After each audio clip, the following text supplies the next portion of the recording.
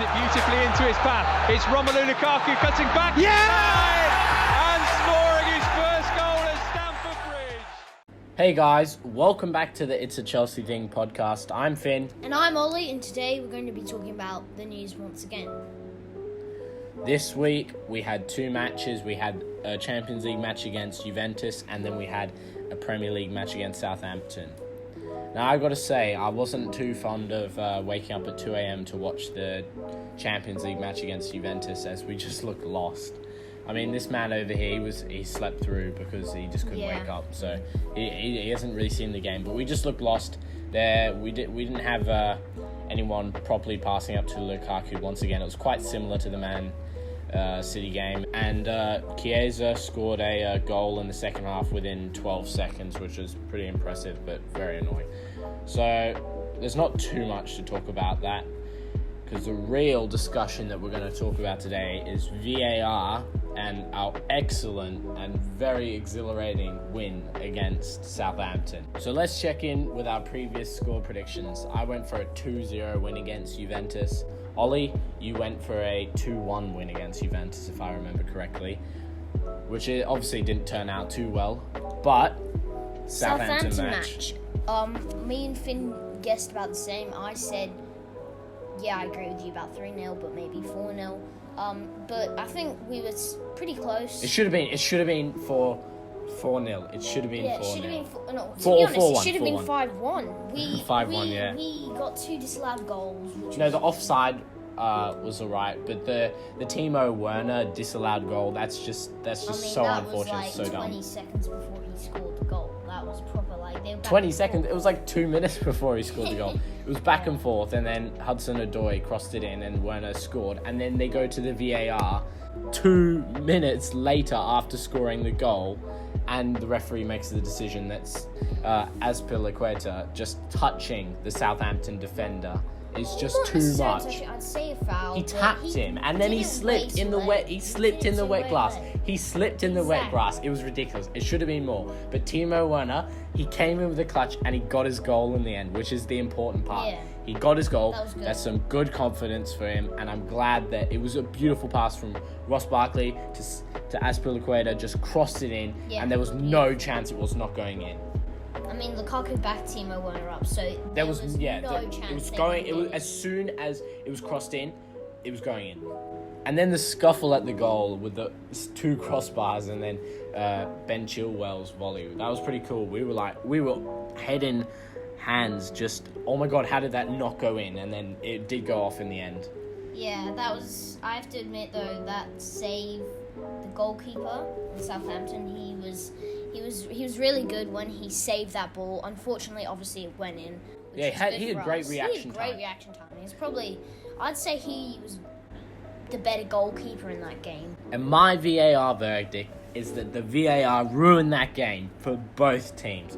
One, we have a disallowed goal against Timo Werner because of Mike Dean. Mike Dean up there in his little VAR watching just decided to disallow the goal for a tackle 2 minutes before, a little tap on someone's foot. Ridiculous, absolutely ridiculous. He's been known to make ridiculous decisions before as well. We should have got a penalty back in May when it was Chelsea versus Leicester City, and Timo Werner once again didn't get a penalty. And I think that he's got something out for Chelsea and Timo Werner. Poor Timo Werner, he's had 16 disallowed goals ever since he's come to Chelsea. So he is a goal scorer, but he just he seems to be offside and all that. So I'm wishing the best to score more onside goals. It wasn't really his point it wasn't really his fault. Not his fault at all. At all, because it wasn't even Azpilicueta's fault as well, because that wasn't the biggest tackle. It was a tackle, but it's 2 minutes before it's even the goal even got in. Yeah, so and it ruined it for them because their penalty taker, James Ward-Prowse, then got a red card later. It was a little bit of a dirty tackle on Jorginho, but once again, VAR coming in with the clutch and giving him a red card, which, you can argue both ways that it ruined the game in some aspects. Yeah, and we saw Thomas Tuchel's passion and anger when that goal got disallowed. He got a yellow card for just being outrageously angry at the decision. And I think Mike Dean should not be the VAR assistant for any more Chelsea games. And quite frankly, I would love to say VAR out, but I don't think so, because it goes both ways, because it was a pretty dirty tackle on Jorginho, and it did really badly clip his ankles, but in some aspects it does ruin the game a little. It should be faster decisions, if anything. I managed to see a little bit of the Arsenal game, but still, once again, it was a draw, not a win. Unlike, I will give it to you. Oh, the come Tottenham on. Win. The Tottenham win. The Tottenham win we was beat good. Tottenham Hotspur. 3-0, yes. And a tie. I mean, that's good for looking on the placings where we're at now. Yeah, they've definitely we've moved up a bit. Yeah, 3-1 against Tottenham, that is pretty good. And to sit now in 11th place. That's not bad. It's not too bad. See, Southampton are down now. They've gone down. Yeah, they were just drawing and now they're losing against us. But there is a match I definitely want to talk about. There is a match that I definitely want to talk about. And it is Man United versus Everton. How on earth has Ole Solskjaer managed to mess it up again? I know I've messed up his pronunciation of his name. I'm sorry there, but how on earth has he messed up again? A 1-1 draw. They're just playing desperately all the time for getting wins and draws. They're just playing desperately with Ronaldo. They just want him to score last-minute goals. And now they've drawn against Everton. I mean, it's not like they can just get Ronaldo to do stuff. It's not Ronaldo's job. It's not his only job coming into the club. They need to have more chemistry there, and he needs to have his starting 11 much better than it is at the moment.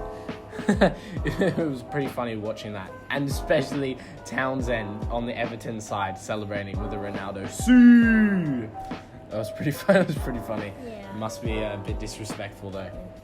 Favourite goal for me has to be Timo Werner. Although Ben Chilwell's volley was amazing, Timo Werner coming back from a disallowed goal to score that, and just the setup from Ross Barkley to Azpilicueta was just perfect. So I'm going to go with Timo Werner for this week. And who are you going with? I think they all had quite stunning performances. Yeah, it's probably some really good goals, to be honest. The volley, that was quite clean.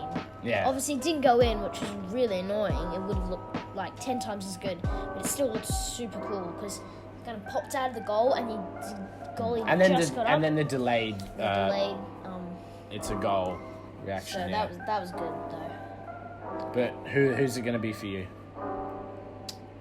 Maybe the volley, but also the Chalobah's header. Yeah. Header at the start was quite nice. nice. He put his body on the line, could have hit the post. He doesn't want to knock himself out. Okay, speaking of scores, let's go to our score predictions for the next international matches. So we're going to go with Germany, England, Italy, and Spain, because those are some of the main nationalities we have in our Chelsea team. So Germany are going to be versing Romania, and I am going to go with, they're going to thrash. They did 4-0 against Iceland in their last international break and 6-0 against Armenia. So I'm going to go with about, I'd say at least a 3-0. 3-0 for me. What are you going to say? I think Romania might get a goal. So probably, but obviously Germany will come back because they're a good team. 4-1 then? Armenia's not as good as Romania, but I reckon maybe a 3-1. Almost. Okay, 3-1. I'm quoting you on this. I'm going to clip this. Or 2-1. 2-1. Okay, 2-1. I'm going to, Timo Werner or Kai Havertz is going to score. One of our Chelsea players will score, for sure. And now our team, England, is versing Andorra, and it should be good. It's a 4-0 last time we versed them in September. Andorra? So, what's Andorra? I've never really heard of that. Oh, come on. You're so... Bro, you don't know anything then. All right, I'm going to go... We did 4-0 last time. Let's go 3-0 this time. I think 3-0 at least. Because there's a little bit of... Yeah, retaliation, maybe some 3-0. I want to see Mason Mount score. Yeah, Mason Mount. That'd be cool. What are you gonna do? I'm gonna go with a 2-0. 2-0. Okay, fair enough. Quite reserved here. All right. Italy versus Spain is going to be the Nations League match, not quite the World Cup qualifiers, but this is a tough one. This is Jorginho versus Azpilicueta in the midfielders. So I think I'm going to back our captain here, considering I don't have the best love for Italy after we got beaten in the final. Especially after you got beaten in England. You were supporting us. I was supporting. Oh my god. Come on, Ollie, you're part English. Part English. okay. Alright? Anyway, so I think maybe Spain could beat Italy's unbeaten streak, which has been over 40 matches, which is pretty insane, but I think it's going to come to an end. It's going to come to an end this week. Right? I think that Italy versus Spain it's going to be a bit different. I reckon they'll do a either 0-0, 1-0, or 1-1. I think 1-1 or 2-1 to Italy. I think Italy might come out on this match. That's fair to say. I'm going to say 2-1 Spain, and it's going to be clutch play during that. Yeah, alright. And finally, we have Romelu Lukaku. I left this out, unfortunately, but we got Romelu Lukaku playing for Belgium, and he's going to be playing France. I'm going to have to go. It's going to be tough. It's Kante, who's out at the moment, so that's going to be a big loss for France, but they've still got Marling Sarr. I think they'll play him, who's also on our team. I'm going to go... I think it's going to be about 2-1 France. Still, they're a strong side. They're a very strong side. But Lukaku's going to get that Belgium goal. Yeah, I disagree. I think Lukaku... they've got Lukaku in Belgium's... I'm pretty sure there's some other good players in the Belgium team. France, I think it'll be the other way around. 2-1 to Belgium. 2-1 to Belgium, and Lukaku Belgium. and what? 2-0 to Lukaku Belgium. Hazard scoring? Yeah, probably Lukaku and... Lukaku and Hazard.